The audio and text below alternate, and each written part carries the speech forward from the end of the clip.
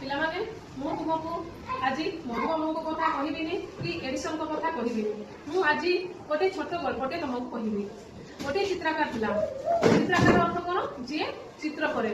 ଚିତ୍ର କରେ ଯିଏ କାନଭାସ ଆଉ ତୁଳି ଧରି ଯିଏ ଚିତ୍ର କରେ। ସେ ଚିତ୍ରକାରଟି କାନଭାସ ତୁଳି ଧରି ବାହାରେ ବୁଲୁଥାଏ। ତାର ମନକୁ ଆସିଲା ଯେ ସେ ସୁନ୍ଦର ବୁଲବୁଲିଆ ପିଲାର ଚିତ୍ର ଅଙ୍କନ କରିବ।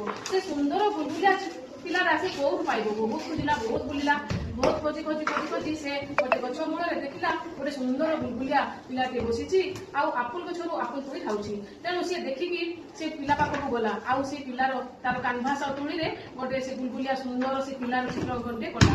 ଏମିତି ଦୀର୍ଘ କିଛି ବର୍ଷ ଗଲା ପରେ ତାପରେ ତା ମନକୁ ଅଜବ ଆସିଲା ଯେ ମୁଁ ଗୋଟେ ସୁନ୍ଦର ପିଲାର ଚିତ୍ର ତ ଅଙ୍କନ କଲି, ହେଲେ ଏବେ ମୁଁ ଗୋଟେ ଭୟଙ୍କର ଦିଶୁଥିବା ପିଲାର ଚିତ୍ର ଅଙ୍କନ କଲି। ଆରେ ଇଏ କି ଅଜବ ଚିନ୍ତାଧାରା!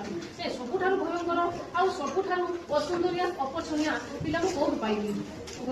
ମାନେ ବହୁତ ଜାଗା ସେ ବୁଲି ତାକୁ ଗୋଟେ ଲୋକ ଦେଖି ମତେ ପଚାରିଲେ, ଆପଣ ବାବୁ କାନଭାସ ତୁଳି ଧରି କୁଆଡେ ବୁଲୁଛନ୍ତି? ସେ କହିଲା, ମୁଁ ଗୋଟେ ବହୁତ ଭୟଙ୍କର ପିଲାର ଚିତ୍ର ଅଙ୍କନ କରିବି। ତାପରେ ଲୋକଟି କହିଲା, ତମେ ଯାଅ ବୈଦି ଭିତରକୁ, ସେଇଠି ଗୋଟେ ବହୁତ ଅସୁନ୍ଦରିଆ ପିଲାଟେ ଅଛି। ହେଲେ ସେ ପଚାରି କଇଦିଗାରାକୁ ଗଲା।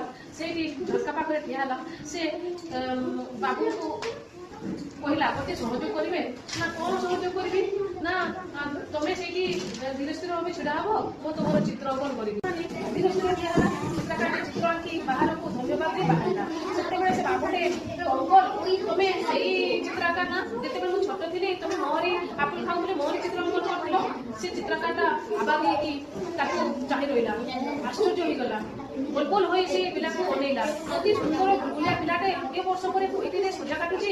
ତେଣୁ ପିଲାମାନେ, ଏଇ ପରିବେଶ ଆମକୁ ଭଲ ମଣିଷ କରେ ଆଉ ଏଇ ପରିବେଶ ଆମକୁ ପରିବେଶ କରେ। ତେଣୁ ପରିବେଶ ତିଆରି କରିବେ କୋଉମାନେ? ଘରର ମୁରବୀ, ବାପା ମା ଏବଂ ଶିକ୍ଷକ ମାନେ। Mother is the first teacher of child. Teacher is the second mother of a child. Home is the first school of a child. School is the second home of a child. तो पिलामाने तेणु आमे समस्ते बापा माँ कथा मानिबा एवं बापा माँ आम कथा मानिबे आउ आमे समस्ते मिसी गोटे सुंदर परिवेश टी गढ़िबा आउ ए सुंदर परिवेश गढ़ी आमे समस्ते जड़े जड़े भल मनीषटी हवा।